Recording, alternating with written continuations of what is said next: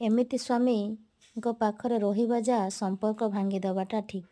କାହିଁକି ନା ଯଦି ଯେଉଁ ସ୍ୱାମୀ ତା ଘର ଲୋକଙ୍କ ସାମ୍ନାରେ ମୋ ପାଇଁ ପଦେ କଥା କହିପାରିଲାନି, ମୋ ସପକ୍ଷରେ ପଦେ ଛିଡ଼ା ହେଇପାରିଲାନି, ସେ ସ୍ୱାମୀ ପାଖରେ ରହିକି ଲାଭ କ'ଣ? ଯଦି ଚାରି କାନ୍ଥରେ ଆସିକି କହିଲା ମୁଁ ତୋର ସବୁ କିଛି, କି ତୁ ମୋର ସବୁ କିଛି, ତୁ ମୋ ଜୀବନ, ସବୁ ଜିନିଷ ମୁଁ ତୋ ପାଇଁ ହିଁ ଅଜାଡ଼ି ଦେଇଛି, କିନ୍ତୁ କେବଳ ମୋ ଘର ଲୋକଙ୍କ ପାଇଁ ମୁଁ ତୋତେ କିଛି କହିପାରୁନାହିଁ, ତାଙ୍କ ସାମ୍ନାରେ ତୋତେ ଏଇଭଳିଆ ବ୍ୟବହାର କରୁଛି, କିନ୍ତୁ ସତରେ ଏଭଳିଆ ସ୍ୱାମୀ ପାଖରେ ନା ଦୂରେଇ ଯିବାଟା ନିହାତି ଭଲ।